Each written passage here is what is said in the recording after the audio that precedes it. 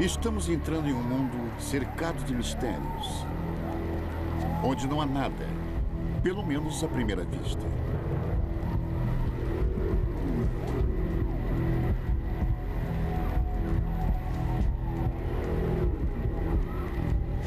É um mundo sagrado onde um jogo está sendo jogado.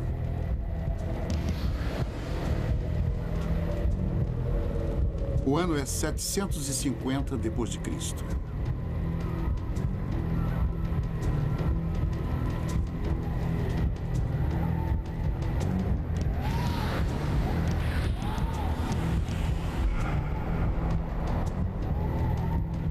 Não sabemos as regras ou quantos jogavam.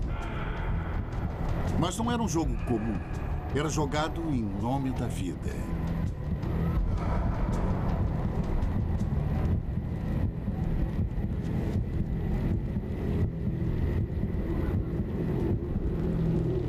Há mais de 1000 anos, os homens que jogavam e a multidão que assistia teriam desaparecido, deixando a arena e suas magníficas cidades vazias.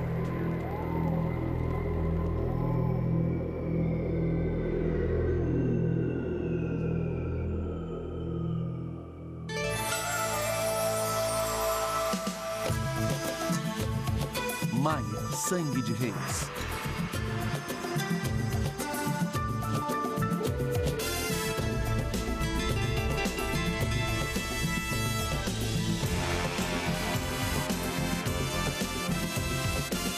Civilizações perdidas.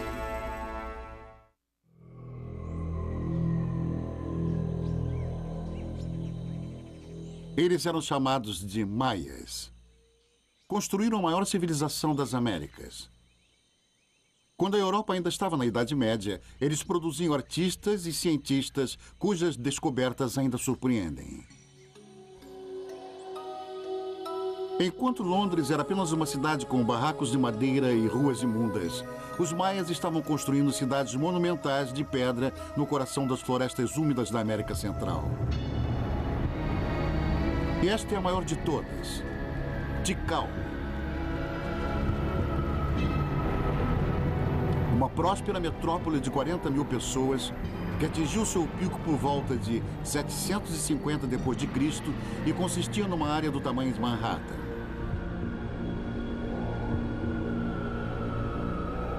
Em menos de um século, ficou vazia.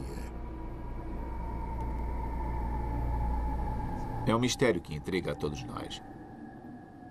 Pois vivemos em civilizações e percebemos a fragilidade disso quando vemos alguma coisa como as ruínas dos maias. Quando você vê o quanto uma civilização pôde se desenvolver e como ela se desintegrou tão dramaticamente, isso nos intriga.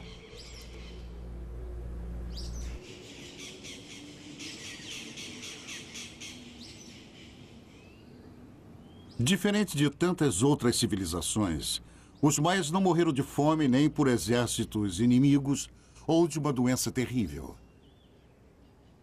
Suas cidades foram abandonadas mais do que destruídas.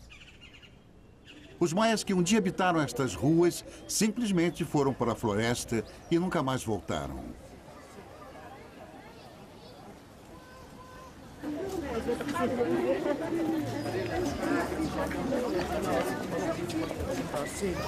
Hoje, descendentes de maias ainda vivem na terra de seus ancestrais. Embora o império não mais exista. Mas por quê? Por que os antigos deixaram suas magníficas cidades? Essa é uma pergunta que tem perseguido arqueólogos e historiadores por eras. Somente explorando as crenças mais profundas de um povo que morreu há milhares de anos é que podemos entender quem eles eram e por que deixaram para trás tudo que construíram.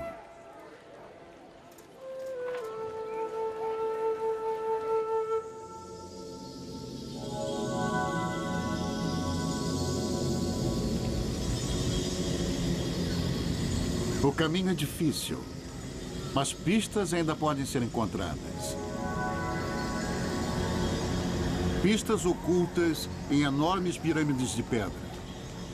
Pistas escritas em hieróglifos cujos segredos quase se perderam para sempre. Pistas contidas nas antigas histórias de poderosos reis e deuses perigosos, num mundo marcado por rituais e sustentado com sacrifícios de sangue. Histórias ainda passadas de pai para filho, descendentes de um império que sumiu há muito tempo.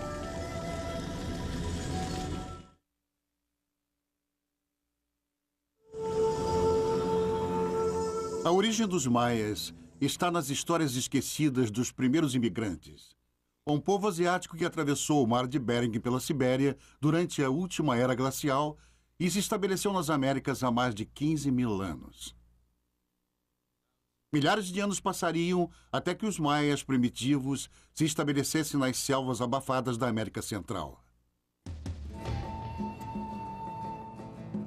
Depois de um período de 250 a 900 depois de Cristo, a sofisticada civilização que chamamos de maias se desenvolveria. Centenas de cidades foram construídas. O vasto território que hoje compreende o sul do México, Belize, Guatemala e Honduras se tornou o Império dos Maias. Eles evoluíram por mais de 6 séculos e depois acabaram. Todo o Império. Os maias simplesmente desapareceram.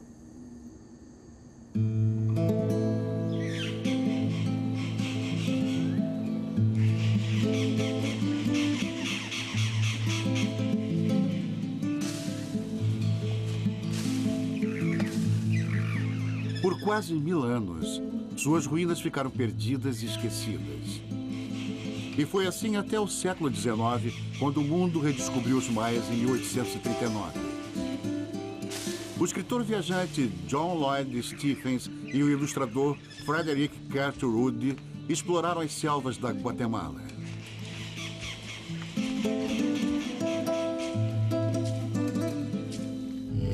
O trabalho deles captou o mistério e o fascínio do mundo maia, enquanto forneciam as primeiras provas verdadeiras da origem dessa civilização perdida. Exploradores anteriores a eles supunham que os maias fossem descendentes dos gregos, uma tribo perdida do Egito ou até mesmo fugitivos da mitológica Atlântida. Mas estes homens pensavam diferente. A menos que eu me engane, temos uma dedução bem melhor do que esta de relacionar os construtores destas cidades com os egípcios ou qualquer outro povo. É o espetáculo de um povo dominando o desenvolvimento e a cultura. John Lloyd Stephens, 1840. Stephens entendeu que essa exótica civilização não foi desenvolvida por outra ou trazida pelo Atlântico. Os maias, ele dizia, eram únicos. Suas teorias foram um ponto de partida e deram início a uma nova era de exploração. Aventureiros e curiosos vieram do mundo todo. Um explorador francês chegou no México com quase 2 toneladas de bagagem e só havia uma maneira de carregá-la.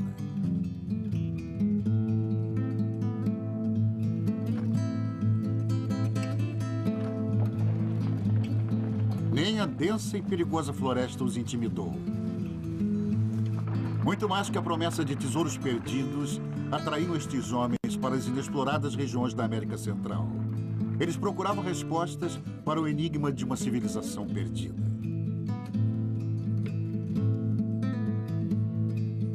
Acharam tesouros em abundância. Porém, o conhecimento sobre os antigos maias continuou indefinível. Arqueólogos investigaram a floresta durante décadas, descobrindo enormes monumentos de magnífica exuberância. O mais intrigante de todos, centenas de pirâmides que, como montanhas sagradas, subiam do solo da selva.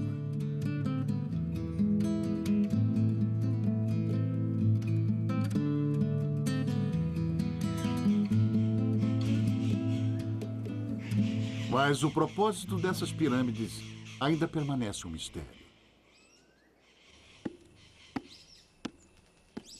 Então, em 1957, tudo mudaria. O lugar era a cidade maia de Palenque.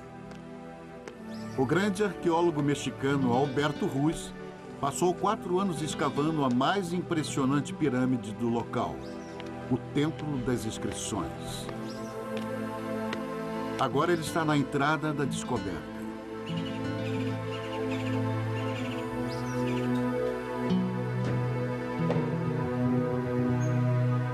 Eu entrei na misteriosa câmara com uma estranha sensação natural de estar entrando ali pela primeira vez em milhares de anos.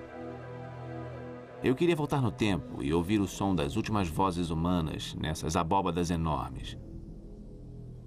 Através do impenetrável véu do tempo, eu procurava o elo impossível entre a vida deles e a nossa.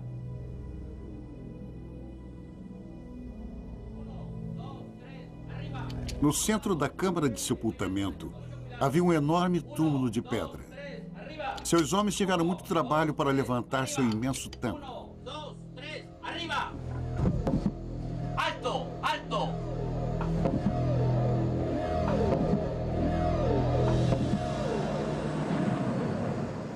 Eu estava cara a cara com aquele para quem todo aquele incrível trabalho, a cripta, a escadaria, a grande pirâmide com o seu templo coroado, havia sido construído.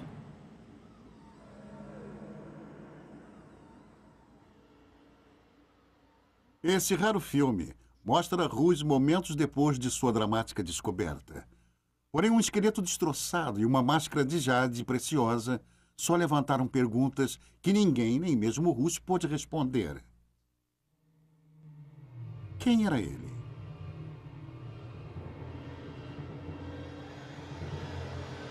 O que aconteceu em sua vida para que sua morte merecesse tamanha cerimônia?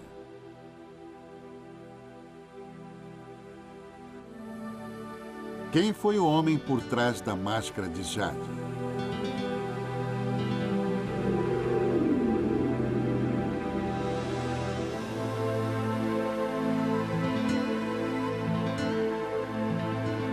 Os maias deixaram pistas, mas elas são misteriosas, enigmáticas e confusas.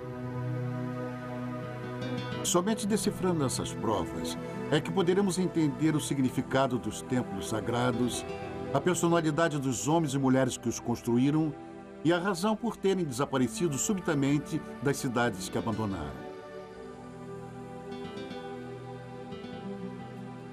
Há 150 anos, John Lloyd Stephens previu que as estranhas e indecifráveis escrituras nas paredes dos monumentos continham a chave para o mistério dos maias. Ele estava certo. Mas só agora, depois de um dos maiores feitos em termos de decodificação de todos os tempos, é que os segredos destas pedras silenciosas finalmente puderam ser revelados.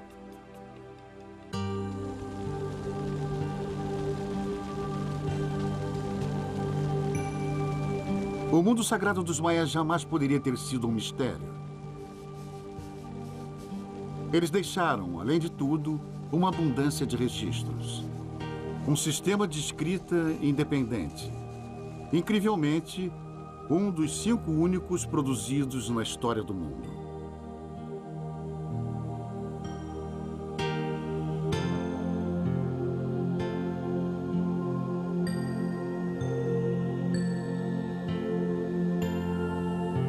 Eram textos imbuídos de poderes mágicos, descrições do cosmos, relatos sobre seus sonhos.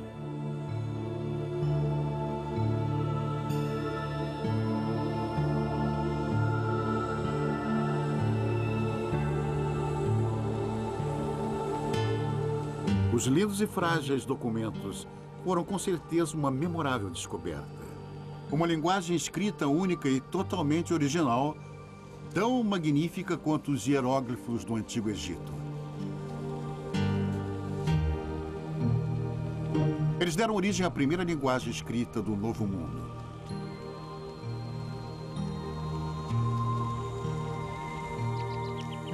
Esta es la letra A, B. A importância desses textos foi reconhecida pelos primeiros invasores europeus há muitos séculos. Em 1562, um sacerdote católico chamado Diego de Landa convenceu um dos últimos sobreviventes maias a traduzir seu alfabeto para o espanhol. Landa queria trazer o cristianismo para os maias. Ele achou que aprender a língua deles seria a melhor maneira de chegar até o povo que ele desejava converter.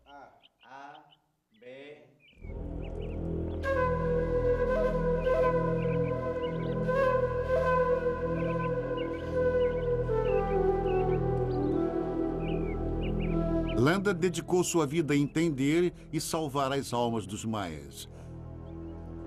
Mas ainda assim sua memória não foi respeitada. Na verdade, ela é insultada. Landa era louco, eu acho. Talvez até tenha sido morto quando descobriu que as pessoas que ele acreditava ter convertido ao cristianismo e as viu continuar praticando os seus rituais pagãos, ele enlouqueceu, ficou completamente louco. Ele começou a tentar destruir qualquer vestígio da antiga religião, qualquer um. Para que presencieis la destrucción de este libro diabólico.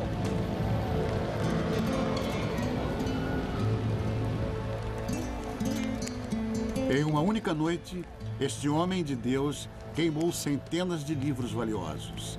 Livros que continham sua ciência, sua literatura, um registro de suas vidas.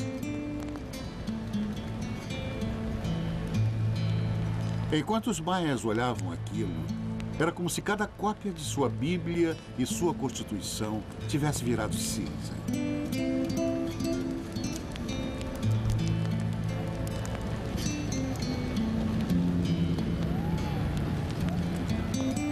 Durante a conquista espanhola, milhares de outros textos foram queimados.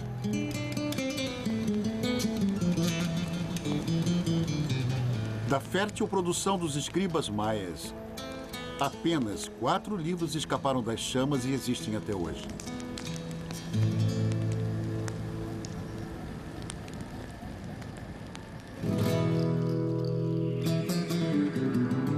Mas restaram os 4. E a partir dessas provas escassas, surgiram percepções notáveis sobre a antiga cultura maia. A princípio, somente sua matemática sofisticada foi decifrada. A matemática maia estava estritamente ligada a um complexo sistema astronômico. Suas observações detalhadas do céu noturno eram registradas com espantosa precisão.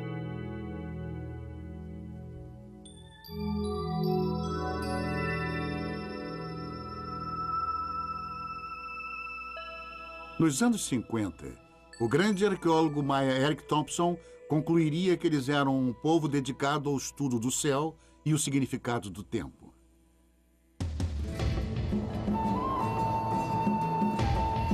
Milhares de anos antes do primeiro computador, eles registravam eventos celestiais de 500 milhão de anos antes.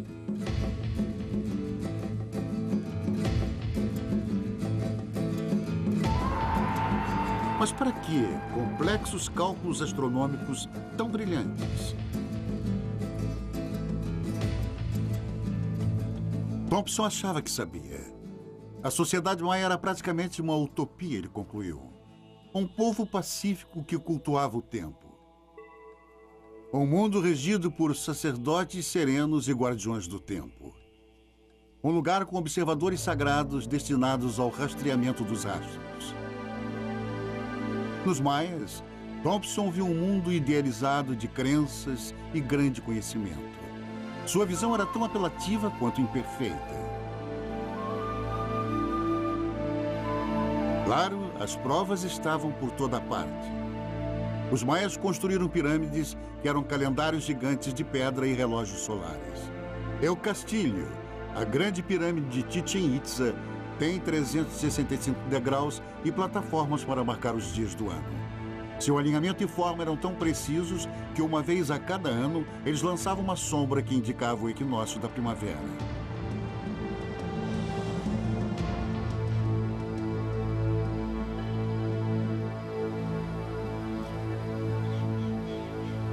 Assim como os mapas astrais de um astrólogo, eles mapeavam as posições das estrelas e planetas séculos à frente.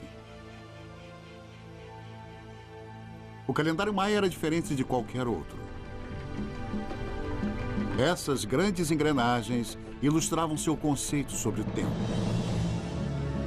Os hieróglifos na roda maior marcam os 365 dias do ano solar. As das duas engrenagens menores representam os 260 dias do calendário sagrado dos sacerdotes. Quando juntas, essa máquina do tempo maia indica o significado astrológico de cada dia.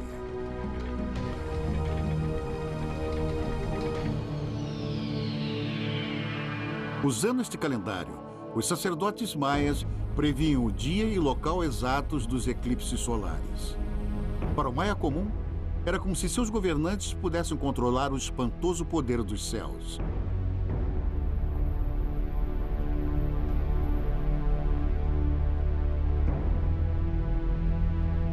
A precisão da astronomia maia ainda assusta. Os ciclos lunares eram tão precisos que hoje, 1.500 anos depois, seus cálculos diferem apenas 33 segundos.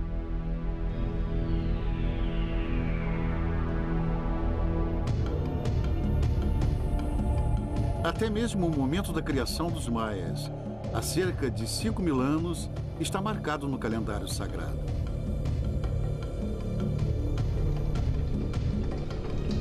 Assustadoramente, também marca o fim deste mundo.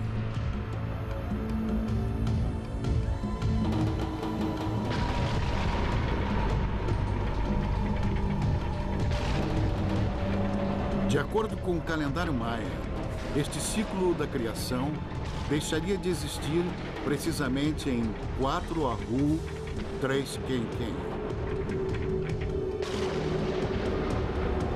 Domingo, 23 de dezembro de 2012.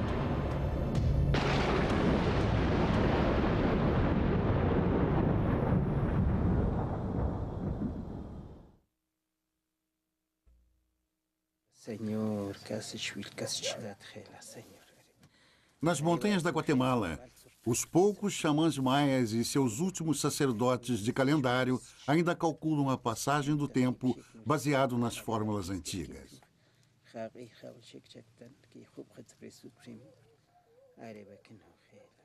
Não faltou um dia sequer em 25 séculos.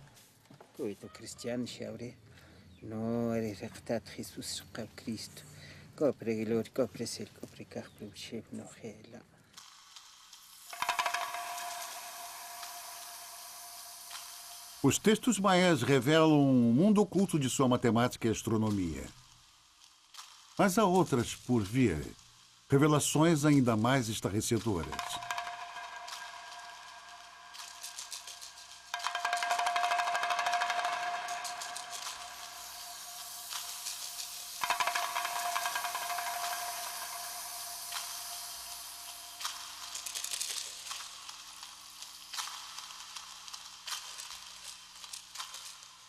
Justin Kerr é um fotógrafo que descobriu uma forma de tirar fotos dos vasos maias enquanto eles giram na frente da câmera, mostrando a imagem do vaso de forma ininterrupta.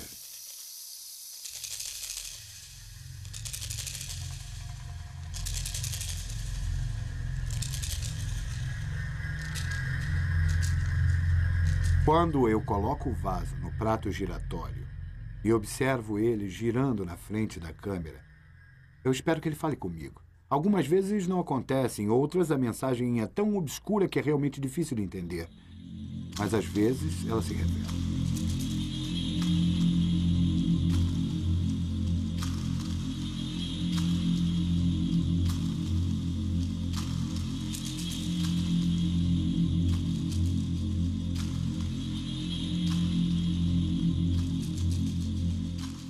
E essas revelações criaram novas concepções sobre os antigos maias. As fotos de Kerr nos mostram um povo atormentado por temíveis e sangrentos deuses. Outro mundo, o inferno que os maias chamavam de Xibalba. Alguns deles eram muito assustadores. O deus da decapitação, por exemplo, é um esqueleto. Com frequência, está segurando uma cabeça decapitada, segura pelos cabelos ou em suas mãos. Normalmente, ele é retratado como tendo enormes volutas de mau cheiro saindo dele.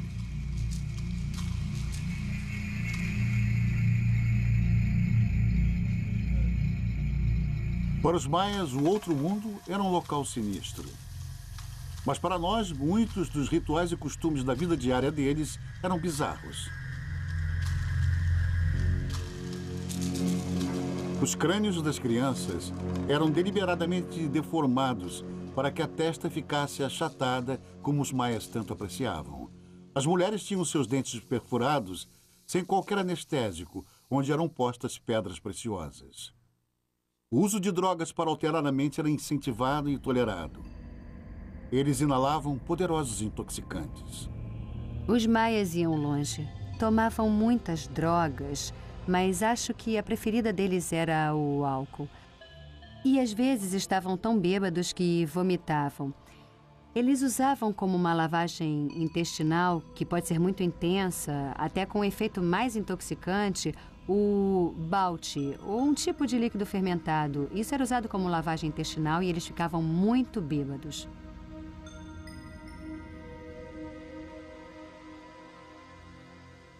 Eric Thompson estava ciente destas grotescas e bizarras práticas. Mas ele não permitia que elas alterassem sua visão idealizada dos maias. Mais tarde, um americano que fazia filmes, Giles Healy, foi aventurar nas selvas do México.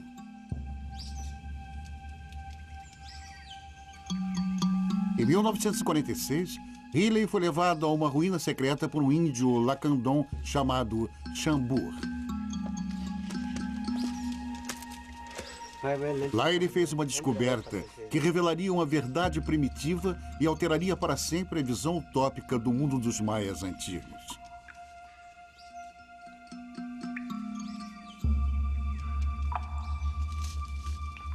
Chambur levou Healy e sua câmera até uma ruína maia que o resto do mundo desconhecia por completo.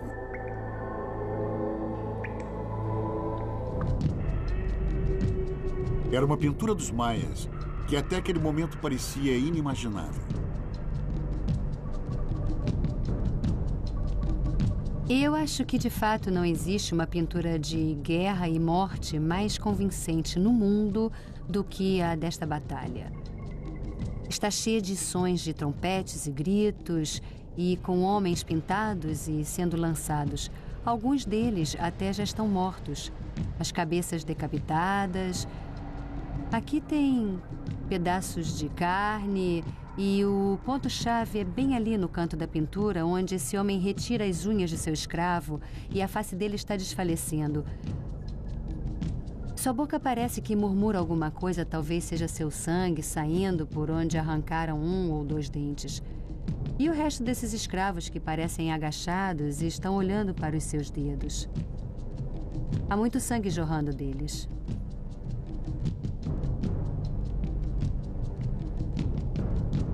Essa foi uma imagem dos maias que nem Eric Thompson e nem o mundo aceitaria facilmente. Até mesmo essas cenas chocantes não mudaram de imediato o conceito idealizado dos maias pacíficos. Era como um pai que não nota um defeito óbvio de um filho.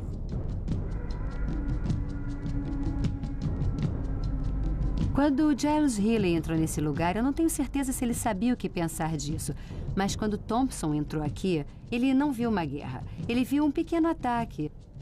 Na verdade, até se admirou com o que estava acontecendo. Os maias não estariam arrancando as unhas. Ele imaginou que talvez houvesse algum pote de tinta vermelha por aqui em que as pessoas estavam mergulhando as mãos. Ele não ficou muito impressionado com isso. Levaria anos até que Thompson admitisse seu erro. Mas em um continente distante, outra descoberta trouxe novas pistas.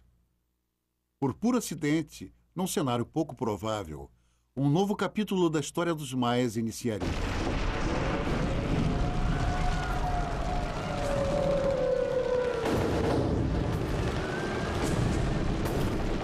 Maio de 1945. Berlim foi invadida pelos russos. A Biblioteca Nacional está incendiando e o exército de Hitler arrasado. De milhares de livros em chamas, um oficial soviético apanhou uma lembrança qualquer das chamas.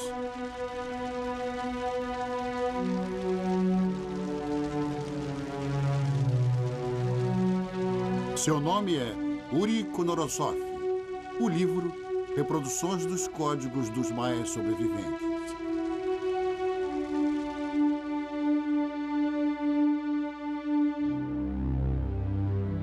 Konorosov se entregou aos estudos dos maias e ao alfabeto que o bispo Landa tentou transcrever. Sua grande descoberta foi perceber que os hieróglifos maias eram muito mais do que um simples sistema de sinais numéricos. Seu trabalho foi engrandecido pela também russa Tatiana Poskoryokov, uma ótima ilustradora e arqueóloga. Sua visão aguçada detectou padrões nas datas esculpidas nas pedras. Onde outros só viram números e sinais, Tatiana viu a história inteira de vidas humanas. Nascimento, morte. Baseados em suas descobertas, os decodificadores começaram a trabalhar. Começaram a ler os entalhes nas paredes do templo como lápides num cemitério. Muito mais do que meros calendários, as imagens celebravam os reinados e reis e rainhas.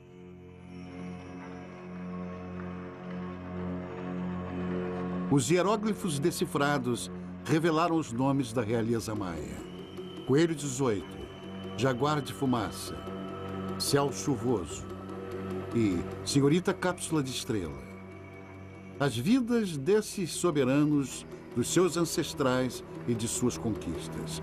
Todas as histórias contidas nos hieróglifos poderiam finalmente ser contadas. 15 anos depois da descoberta do esqueleto com a máscara de jade, Alberto Ruiz iria saber, enfim, sua identidade.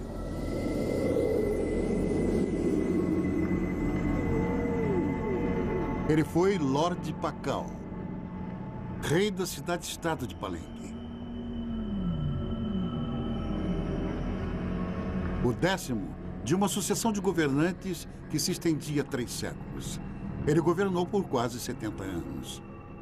Lorde Pakal foi um dos reis mais poderosos da história das Américas.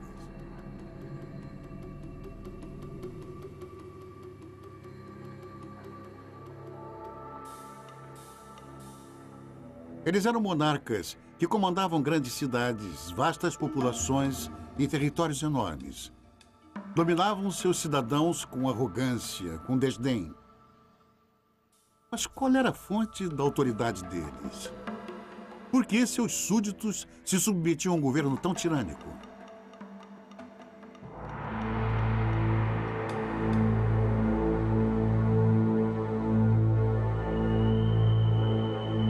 Nós continuamos a procurar a fonte básica do poder dos reis, pesquisando o poder militar, político e econômico em grande escala.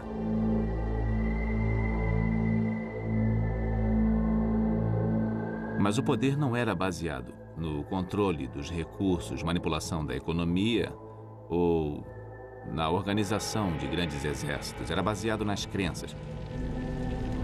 Esse era o poder dos reis maias. E era muito forte e realizava grandes coisas.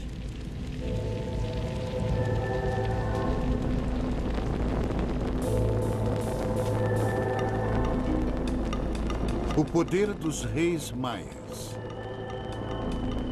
Para entendê-lo, precisamos seguir uma trilha de sangue. Uma faca feita da espinha de uma arraia. Uma corda de espinhos.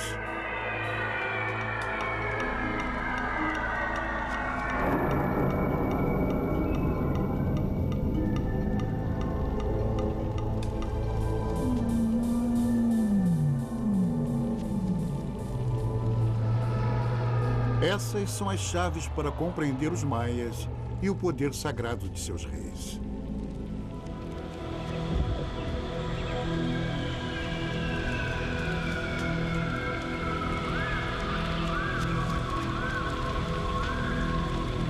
Cada passagem de cada templo maia é um portal para o outro mundo.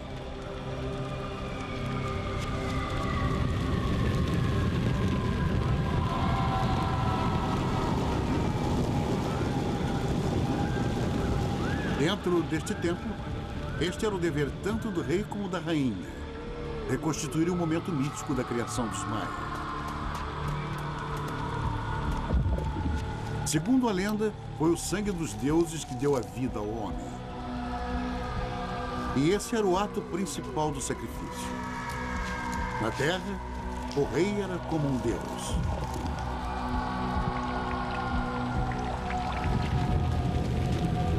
O sangue era o preço do poder. E o débito com os deuses tinha de ser pago. Mitos e símbolos não bastavam. Sangue devia ser derramado. E sangue real, tirado da sua língua e dos genitais da rainha e do próprio rei, ressaltando para sempre aquele sacrifício dos deuses pela vida do homem.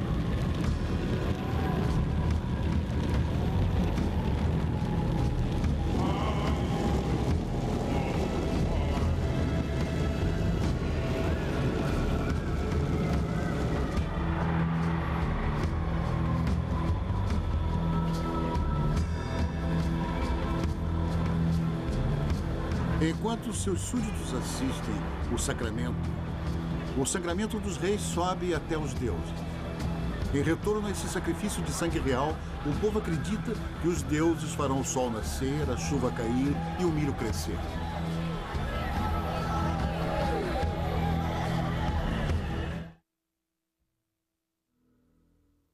Para a historiadora de arte Linda Chile, esses rituais macabros de derramamento de sangue são a chave para entender os maias.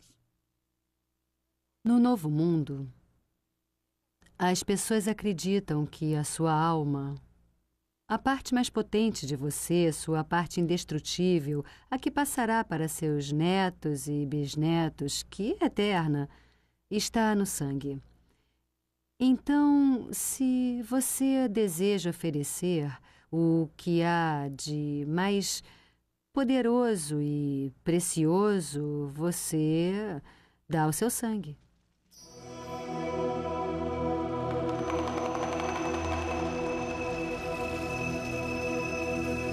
Quando o rei dá seu sangue, está antes de tudo dando a substância mais poderosa da terra por causa do seu sangue, de seus ancestrais, de onde ele viera, pelo tempo que ele viajara para um outro mundo e voltara, seu sangue era mais precioso do que o de uma pessoa comum.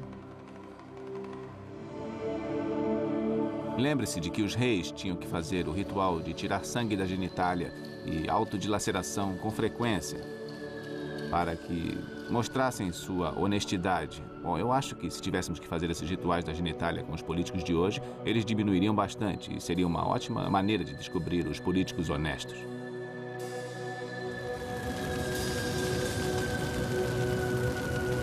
Na verdade, todos os maias faziam ofertas de seu sangue.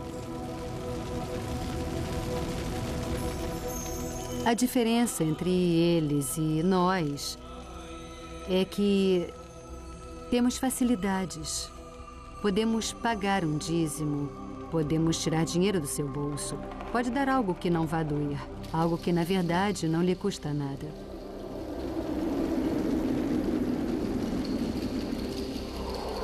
Os maias não deixam você substituir o sacrifício. Você tem que dar o sangue.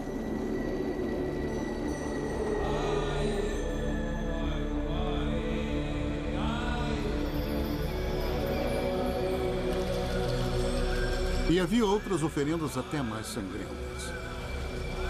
Crânios celebravam prisioneiros de guerra sacrificados para garantir a continuidade do mundo maia.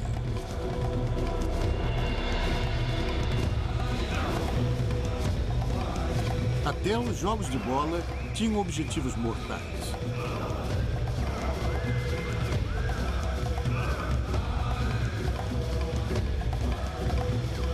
A disputa, na verdade, não era bem um jogo. Os perdedores eram sacrificados aos deuses.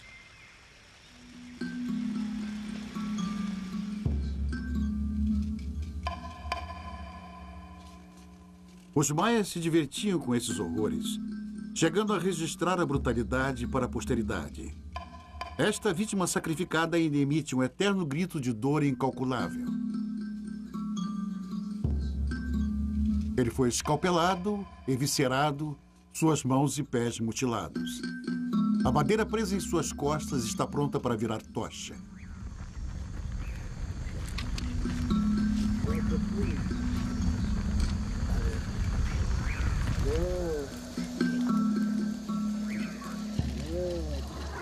Hoje, xamãs maias ainda praticam sacrifícios de sangue.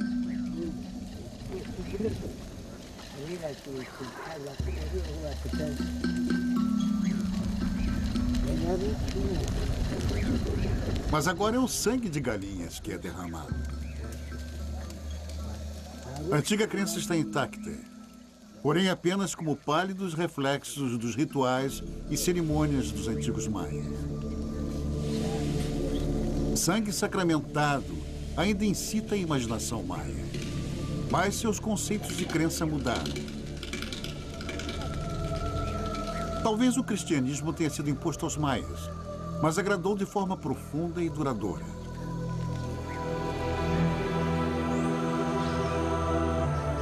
O conceito cristão do rei divino que derramou seu sangue pela humanidade fazia total sentido para eles.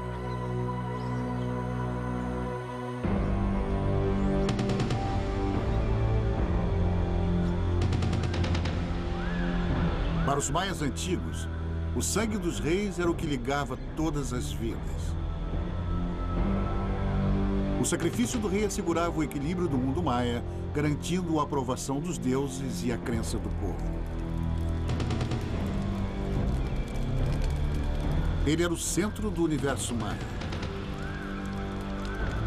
Tire o rei e todo o sistema maia entraria em colapso.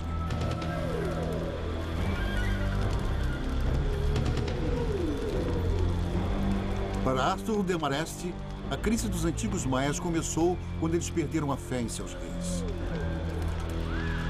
A fonte do poder é este ritual, a exibição, a cerimônia, o local, o encanto. E quando ocorrem problemas reais, uma derrota militar entre cidades, isso pode abalar de uma maneira que não deveria ser. A autoridade é baseada na fé no rei. E a falha é inaceitável. Se ele é mesmo um rei santo e pode manipular as forças do universo, então uma falha corrói todo o sistema e não há como consertar.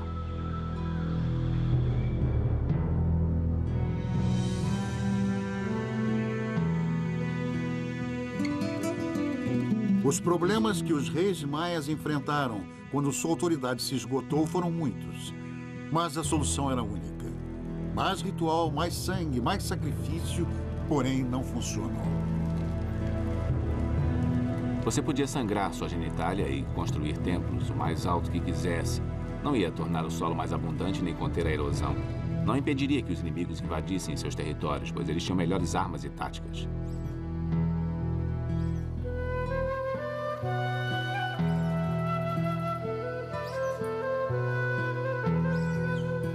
E, eventualmente, houve derrotas na guerra, cidades superpovoadas, fracasso nas colheitas, e o rei era o responsável.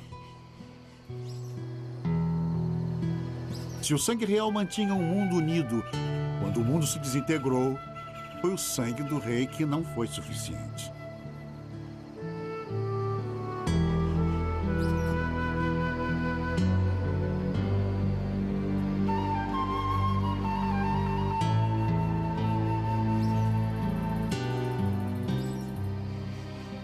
Quando você começa a entender como os maias pensavam e como sua civilização foi construída, é incrível como conseguiram se manter por tanto tempo.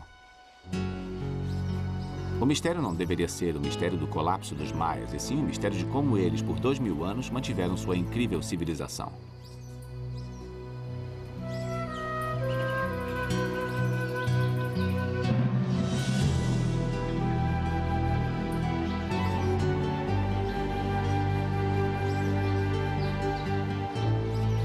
Os maias ergueram pedra por pedra na floresta. autofabricados e autodominados. Únicos e totalmente originais em todo o mundo.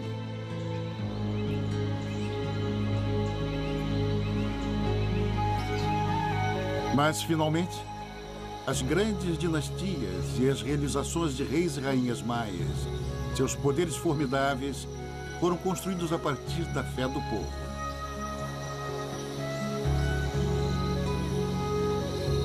E quando a plantação não foi suficiente e inimigos prevaleceram, as pessoas deixaram de acreditar. E quando o povo perdeu a fé, os governantes perderam o poder. E quando o poder acabou, os maias abandonaram suas cidades. E a selva recuperou suas pedras.